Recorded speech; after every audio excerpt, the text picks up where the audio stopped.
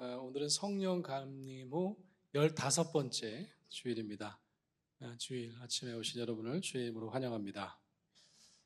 이제 조금 더위가 가신 것 같아요, 그죠?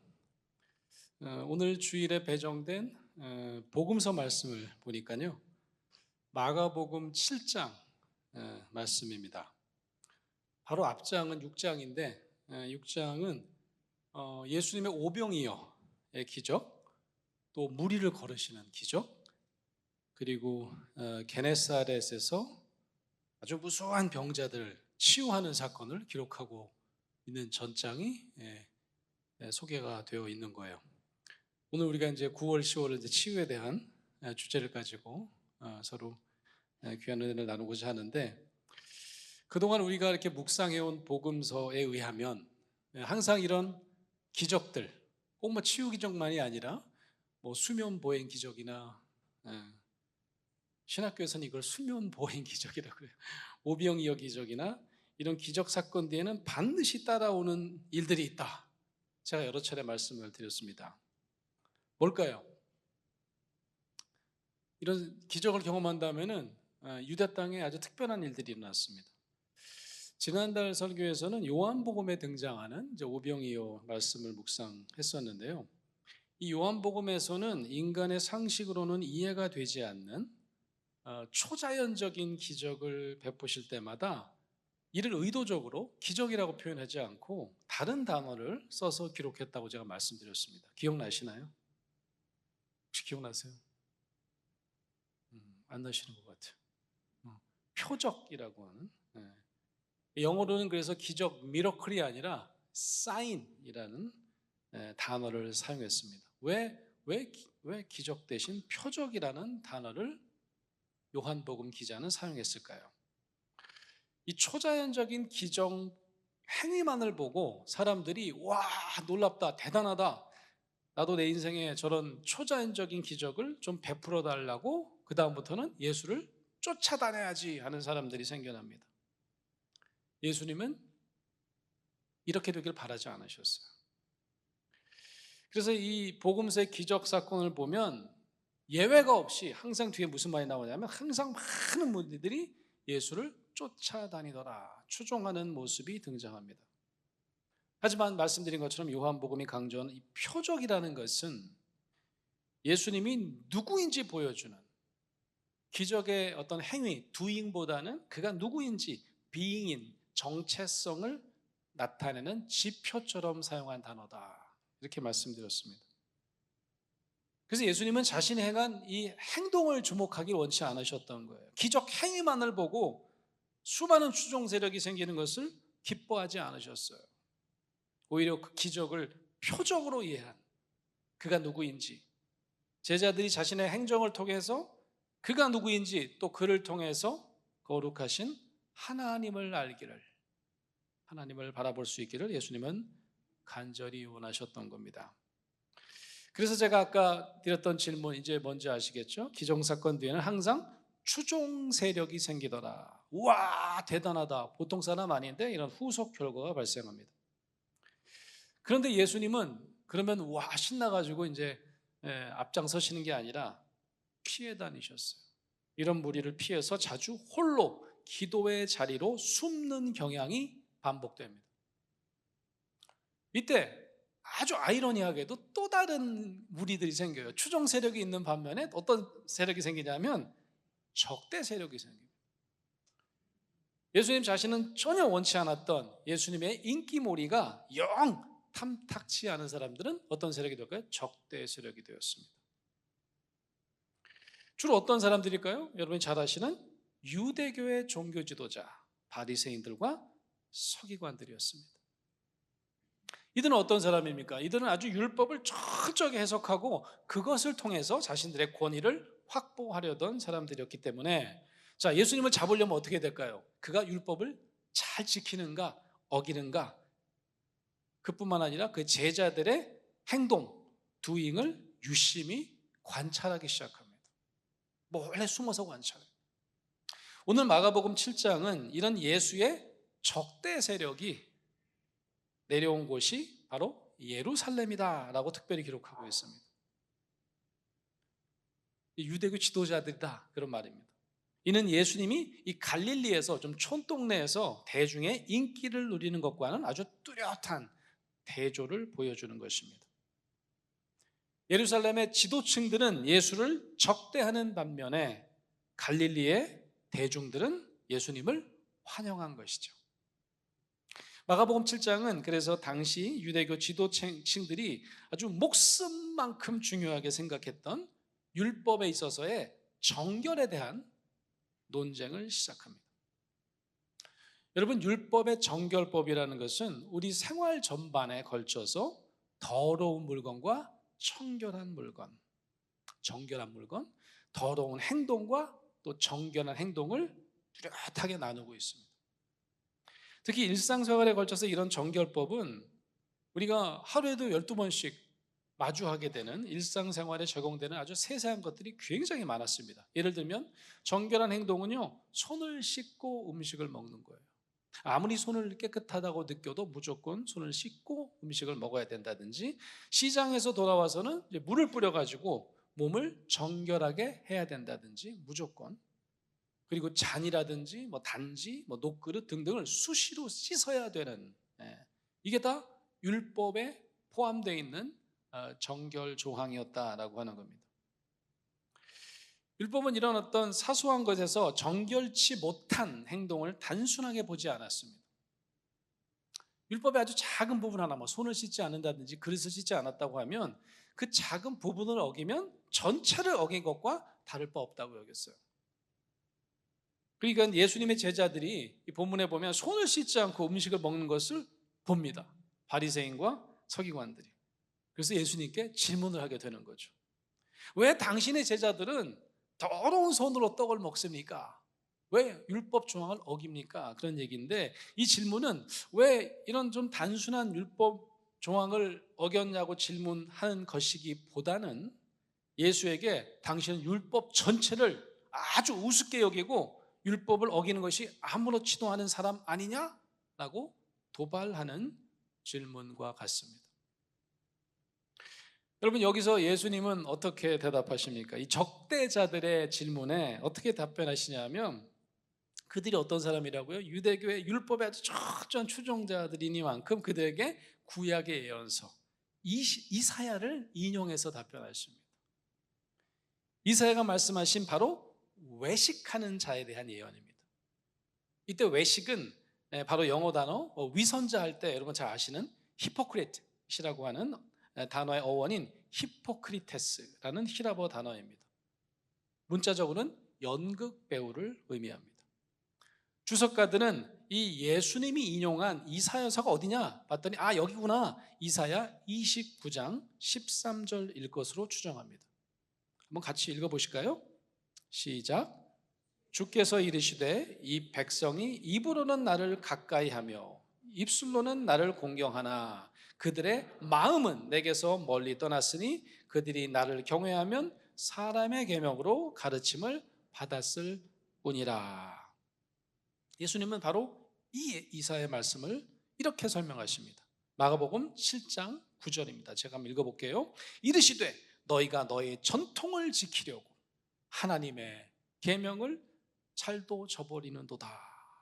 이렇게 얘기하셔요.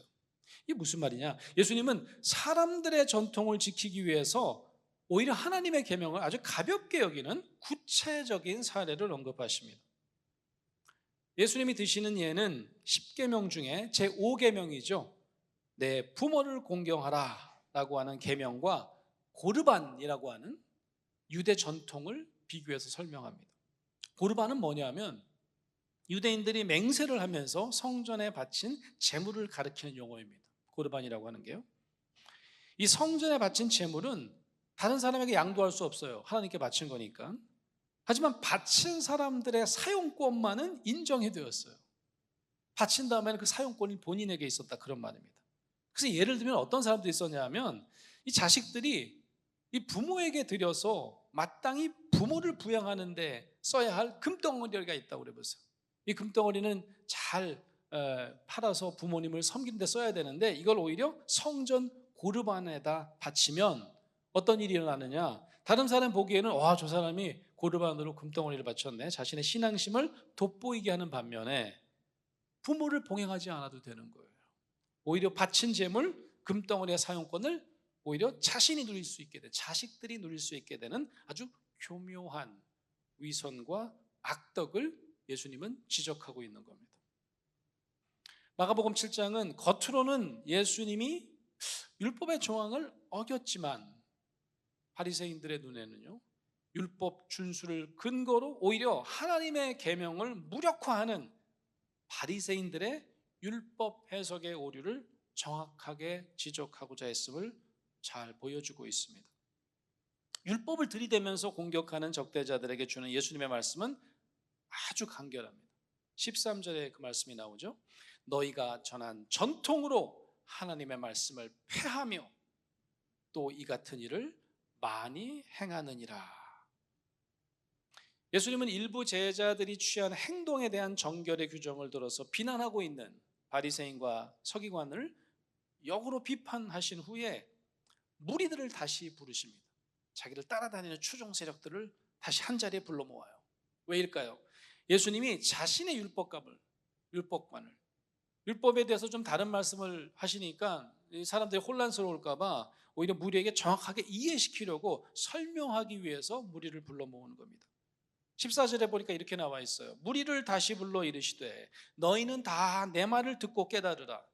무엇이든지 밖에서 사람에게로 들어가는 것은 능히 사람을 더럽게 하지 못하되 사람 안에서 나오는 것이 사람을 더럽게 하는 것이니라. 이 말씀 여러분 너무 잘 아시는 거 아니에요? 자주 우리가 들어서 가끔 암송도 하는 구절입니다. 하지만 여러분 잘 생각해 보세요. 바로 이 말씀은 엄청나게 혁명적인 말씀. 그때 당시에 이제 레위기 11장이나 신명기 14장 등에 보면 뭐 그런 게 한두 군데가 아니어서요. 아주 구체적인 율법의 음식 규범이 등장합니다. 뭐냐면 주로 무엇을 먹을 수 있고 정결한 음식이기 때문에 무슨 음식은 먹어서는 안 되는지 더러운 음식이기 때문에 이런 것을 명확하게 규정한다는 말씀입니다. 여러분 요즘에도 이제 전통을 고수하는 유대인들은 여행을 가거나 비행기를 이제 타거나 그러면 율법 규정에 맞는 메뉴를 선택하죠. 그 메뉴 이름이 뭔지 아십니까? 코셔라고 하는 거죠. 코셔. 주로 우리는 이제 건강식이라고 이해하는 식단으로 이해해서 갖고요. 가끔 이제 비행기 타갖고 코셔 식당 달라고 하신 분이 있어요. 이게 뭐 야채도 많고 뭐 생선 주로 이렇게 많이 가져오고 하니까. 학술 대회를 해도 유대인들이 참석한 학술 대회에서는 반드시 확인합니다. 그 학술 회의장에 음식에 코셔 식단이 준비되어 있느냐. 정확하게 말하면 유대교 율법에 따르는 정결한 음식만을 먹는 것을 코셔 메뉴라고 합니다. 어류는 지느러미와 비늘이 있어야 돼요. 그래야 코셔 푸드입니다. 그럼 새우나 랍스터는 어떨까요? 여러분 좋아하시는 문어나 오징어는 어떻게? 코셔 푸드예요, 아니에요? 지느러미가 없잖아요. 이거는 금하는 음식입니다. 그 비늘이 없는, 이것도 여름에 참 좋아하시네. 장어나 미꾸라지. 이건 비늘이 없잖아요. 그죠? 그러니까 지느러미와 비늘이 있어야 되는데 비늘이 없으니까 장어도 먹으면 안 되는 음식입니다. 여러분 육류 중에는 왜 소고기는 되고 왜 돼지고기는 안 되는지 아세요? 어떤 분은 돼지고기 더 좋아하시는데 그죠? 육류의 경우는요, 율법은 이렇게 규정하고 있어요. 되새김 위가 있어야 돼요. 되새김 위가 있어야 되고 발굽이 갈라져 있는 동물은 정결한 음식입니다. 코셔로 인정돼요.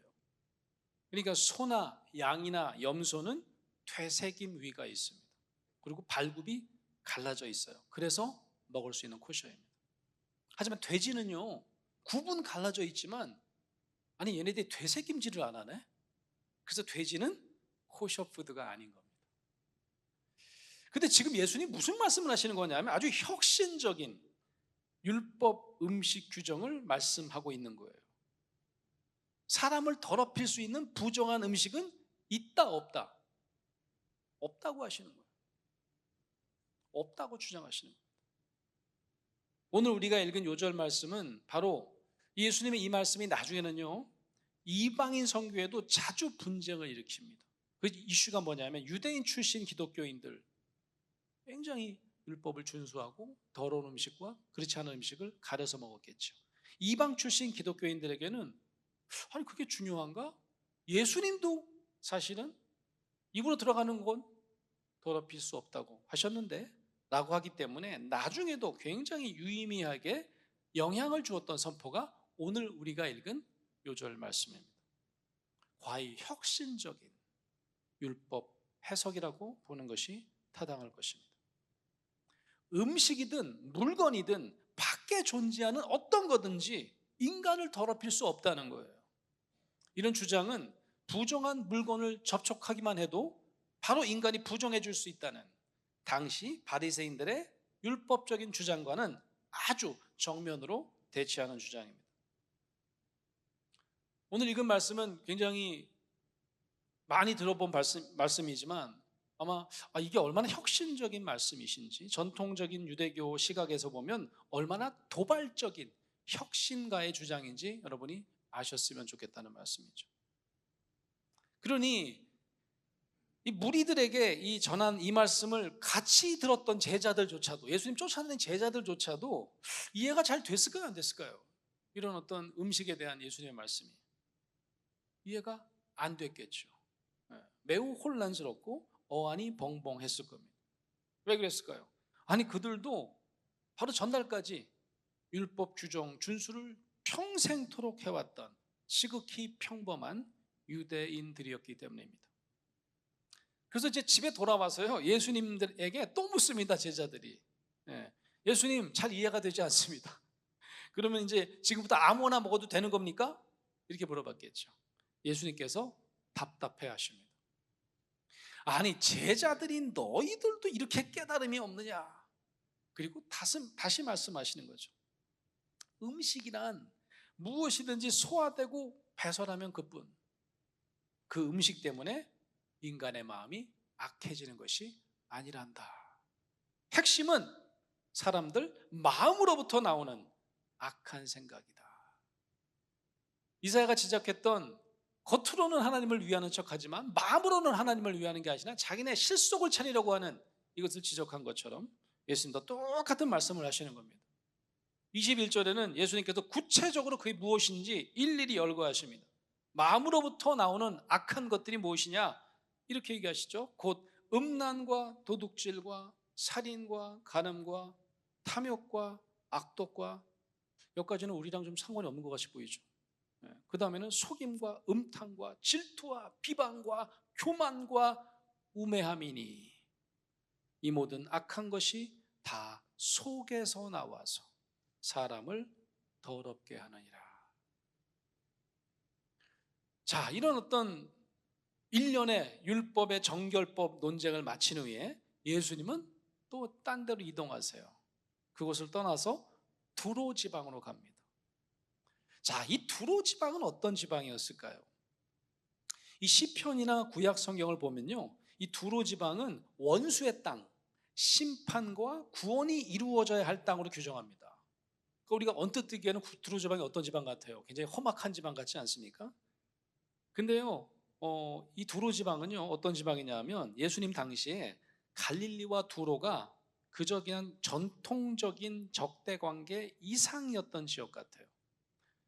그러니까 구약성서에는 굉장히 네거티브하게 써져 있는데 당시 두로는 엄청난 무역 도시였습니다.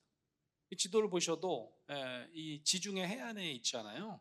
그래서 지중해를 접하고 있는 여러 무역 도시가 있는데 그중 아주 대표적인 무역 도시로 아주 싼 값으로 이 갈릴리의 농산물을 사들입니다.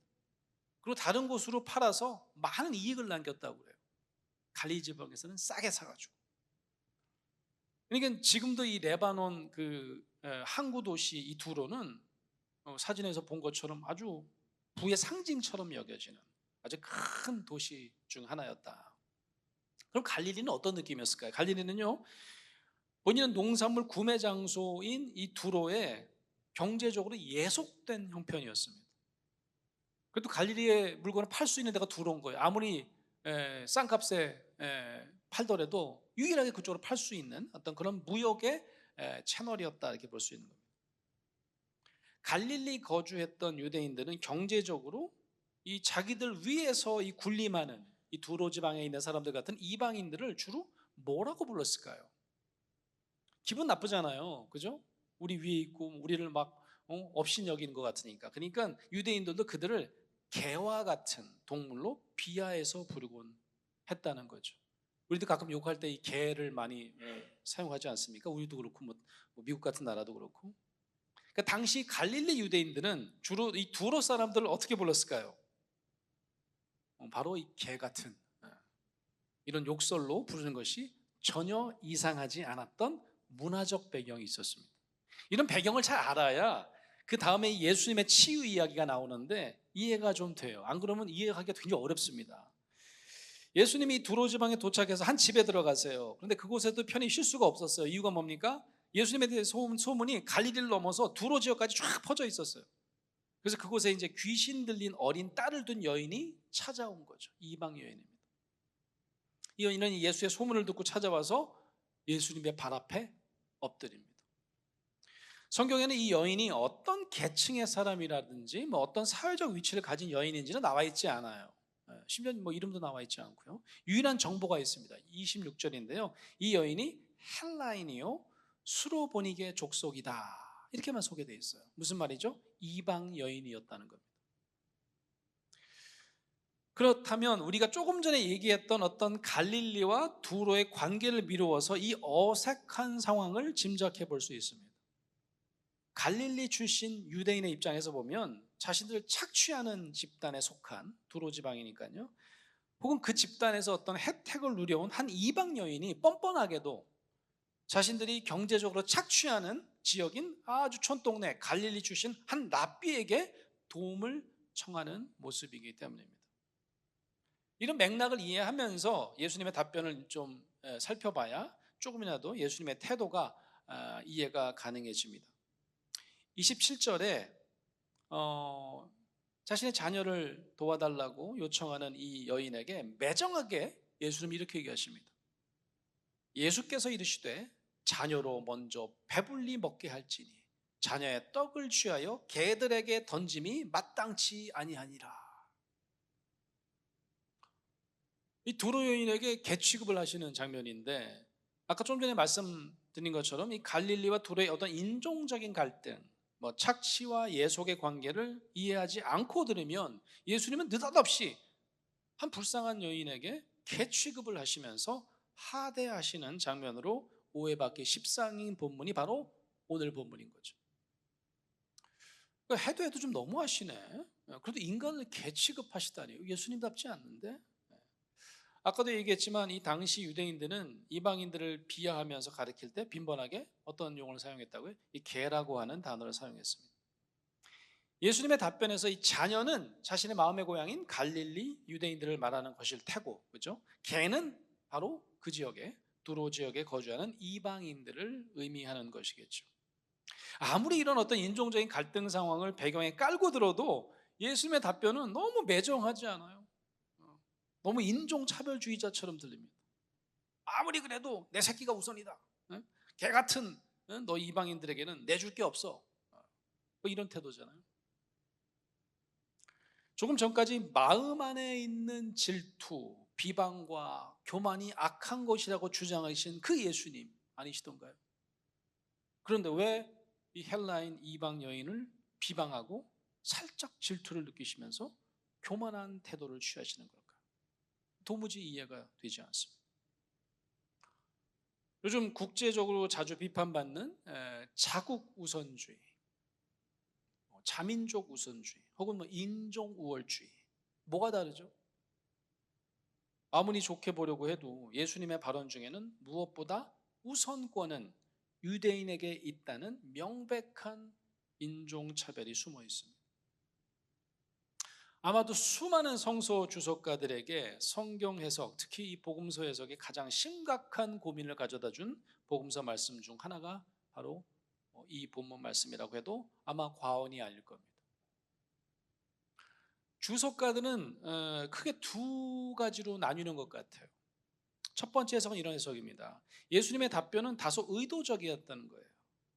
일부러 공격적인 인종차별주의 발언을 했고, 그 이유는 그 답변에 대답하는 여인의 태도가 어떤지 한번 시험해 보기 위해서라는 거예요. 그렇다면 이 여인은 자신에게 주어진 이 예수님의 시험을 통과해야 합니다. 예수님의 이런 도발적인 모욕을 감내하고 정당하고 올바른 반응을 보여야만 해요. 다행히 마가복음의 이 이방 여인은 그 시험을 무사 통과합니다. 28절, 여자가 대답하여 이르되 주여 올소이다마는 상 아래 있는 개들도 아이들이 먹던 부스러기를 먹나이다. 이렇게 겸손하게, 개들도 아이들이 먹다 남은 부스러기 먹을 수 있잖아요. 그러니까 그런 은혜를 베풀어 주세요, 이런 말씀을 드리는 거죠. 다행이에요, 그죠? 만약에 이런 해석이라면. 그런데 만약 예수님께서 여인의 반응을 전혀 예측할 수 없었는데도 일부러 이런 어떤 인종차별적인 도발을 하셨다면, 그리고 그 태도를 시험하셨다면 과연 그 이유가 뭘까? 저는 이해가 잘 되지 않았어요. 만약 여인이 예수님께 실망했어요. 그래서 그냥 A식 돌아가거나 아니면 화를 내고 역정을 내고 돌아갔다면 그럼 어쩌죠? 그럼 예수님은 이런 시험에 통과하지 못하는 이방인들을 위해서는 어떤 치유도 해줄 수 없다, 이런 결과가 나옵니다. 시험에 통과해야만 치유해 줄게. 예수가 자신의 시험에 통과하지 못하는 이방인들에게는 전혀 은혜를 베풀 수 없다, 베풀지 않을 수도 있다는 해석이 가능해지는 겁니다. 아무래도 이런 해석에는 무리가 있어 보입니다. 주석가들의 두 번째 해석은요, 다소 과격해 보입니다. 한번 들어보세요. 하지만 저는 이 두 번째 해석에 오히려 아멘하게 되었어요. 일부 주석가들은 이 장면에서만큼은 예수님이 분명 유대인 남성 인종주의자처럼 행동하고 있고, 이제껏 선생이었던 예수가 오히려 학생이 되는 장면이라고 해석합니다. 어찌 들으면 이거 신성모독 같은 해석처럼 들릴 수 있을지 모르겠어요. 저는 예수님이 또다시 자신의 목회를 변화시켜가는, 혁신하는 장면으로 보여졌습니다. 예수님도 늘 변화를 쉬지 않는 혁신적인 목자였기 때문입니다. 예수님의 공생애 중에 마가복음 7장은 예수가 자신의 적대 세력과 대항하여 율법을 혁신하시는 장면, 그리고 유대 땅 갈릴리 지방을 넘어서 자신의 고향과 적대 관계에 있는 이방 지역에까지 하나님의 선포를 확장해가는 어떤 도도한 변혁과 혁신이 이루어지고 있는 장면처럼 저는 느껴졌습니다. 어떤 해석이 맞는지 잘 모르겠어요. 하지만 첫 번째 해석이나 두 번째 해석 모두 공통점이 하나 있습니다. 그건 뭐냐면 여인의 멋진 답변입니다. 가장 중요한 핵심은 이름도 없는 한 이방 여인이 예수님의 도발적인 시험을 만점 통과한 사람처럼, 아니 마치 예수님의 선생님처럼 예수님의 혁신과 변화에 큰 도움을 주는 역할을 감당하고 있다는 점입니다. 마가복음에 보면 예수에게 주여 퀴리에 라고 하는 호칭을 쓰는 사람은 유일하게 이 여인이 유일합니다. 여인은 그렇다고 자신이나 자신의 자녀가 구원이나 치유에 우선권이 있다고 주장하지 않아요. 맞습니다. 오히려 상 아래에 있는 아이들이 흘린 빵 부스러기를 개처럼 주워 먹을지언정 자신에게도 하나님의 은혜와 자비를 베풀어 달라는 겸허한 요청을 하고 있는 것입니다. 이렇게 오직 자녀에 대한 사랑을 가슴에 품고 자신을 한없이 낮추는 겸손은 바로 예수님과 하나님의 마음을 닮은 거룩한 심성이라고 볼 수밖에 없겠죠. 이 두 번째 해석에서 예수가 선생이 아니라 여기서는 학생처럼 되었다는 것이 과연 신성모독일까? 저는 아니라고 생각해요. 만인을 섬기는 종이기 원하셨던 예수는 누구와도 친구가 되실 수 있었고 누구에게든지 배우실 수 있었습니다. 오히려 이 겸손한 이방 여인과의 만남에서 예수님은 자신이 가진 선교의 범위에 대한 혁신, 즉 유대 땅을 넘어 헬라와 땅끝까지 하나님의 사랑을 전할 수 있는 만인의 구세주로 자신을 변화시켜가는 여정을 볼 수 있기 때문입니다. 마가복음은 이 예수님의 심중까지 자세히 증거하고 있지는 않지만 저는 이 예수님의 이 뜨거운 내적인 혁신, 변화의 과정, 이 짧은 만남 가운데 일어날 수 있었으리라고 추측해 보는 거죠. 예수님은 즉시 그 여인에게 치유를 선포합니다. 여인은 예수님의 말씀에 정말입니까? 되묻거나 의심하지 않아요. 그냥 믿고 돌아가 보니까 자녀가 깨끗하게 치유된 상태였습니다. 아멘. 이 예수님이 적대적인 세력에 맞서서 율법을 혁신하고 또 적대적인 이방 지역에서 자신의 선교를, 자신의 목회를 혁신해가는 장면을 여러분과 함께 드라마 바이블로 함께 묵상하시겠습니다. 제7장. 바리새인들과 또 서기관 중 몇이 예루살렘에서 와서 예수께 모여들었다가 그의 제자 중 몇 사람이 부정한 손, 곧 씻지 아니한 손으로 떡 먹는 것을 보았더라. 바리새인들과 모든 유대인들은 장로들의 전통을 지키어 손을 잘 씻지 않고서는 음식을 먹지 아니하며 또 시장에서 돌아와서도 물을 뿌리지 않고서는 먹지 아니하며 그 외에도 여러 가지를 지키어 오는 것이 있으니 잔과 주발과 놋그릇을 씻음이로라. 이에 바리새인들과 서기관들이 예수께 묻되 어찌하여 당신의 제자들은 장로들의 전통을 준행하지 아니하고 부정한 손으로 떡을 먹나이까? 이사야가 너희 외식하는 자에 대하여 잘 예언하였도다. 기록하였으되 이 백성이 입술로는 나를 공경하되 마음은 내게서 멀도다. 사람의 계명으로 교훈을 삼아 가르치니 나를 헛되이 경배하는도다 하였느니라. 너희가 하나님의 계명은 버리고 사람의 전통을 지키느니라. 너희가 너희 전통을 지키려고 하나님의 계명을 잘 저버리는도다.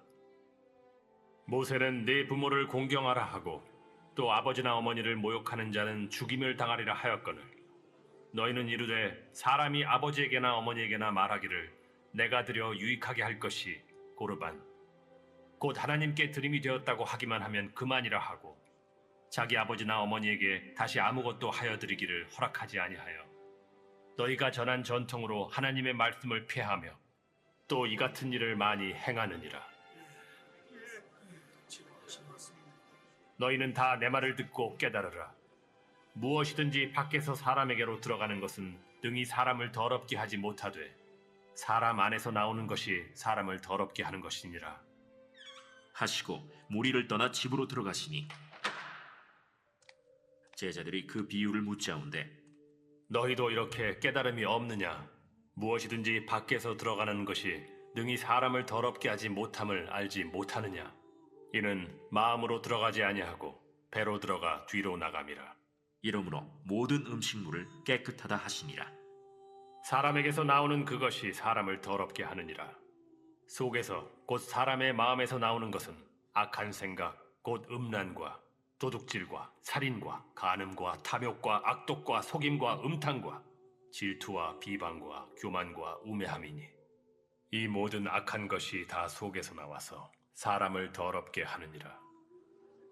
예수께서 일어나사 거기를 떠나 두로 지방으로 가서 한 집에 들어가 아무도 모르게 하시려 하나 숨길 수 없더라.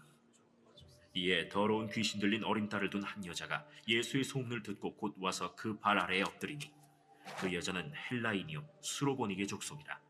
자기 딸에게서 귀신 쫓아내 주시기를 간구하거늘 자녀로 먼저 배불리 먹게 할지니 자녀의 떡을 취하여 개들에게 던짐이 마땅치 아니하니라. 주여, 올소이다 마는 상아래 개들도 아이들이 먹던 부스러기를 먹나이다. 이 말을 하였으니 돌아가라. 귀신이 내 딸에게서 나갔느니라. 여자가 집에 돌아가 본즉 아이가 침상에 누워있고 귀신이 나갔더라.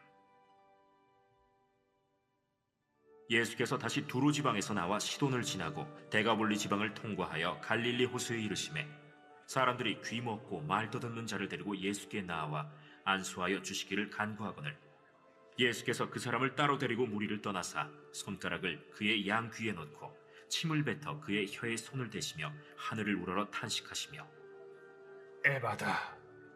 이는 열리라는 뜻이라. 그의 귀가 열리고 혀가 맺힌 것이 곧 풀려 말이 분명하여졌더라. 예수께서 그들에게 경고하사 아무에게도 이르지 말라. 하시되 경고하실수록 그들이 더욱 널리 전파하니 사람들이 심히 놀라 그가 모든 것을 잘하였도다. 못 듣는 사람도 듣게 하고 말 못하는 사람도 말하게 한다.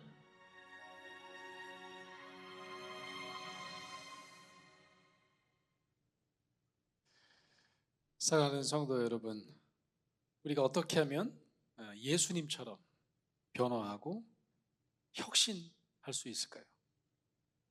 변화의 시작은 마음입니다. 우리의 내면의 청결부터 시작해야 합니다.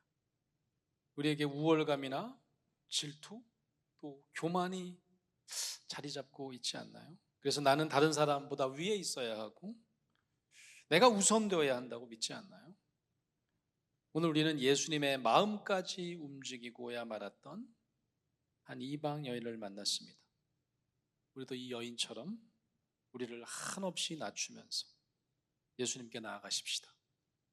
예수님처럼 매일매일 정결하게 마음을 혁신하는 저와 여러분 되시기를 주의 이름으로 축원합니다. 아멘.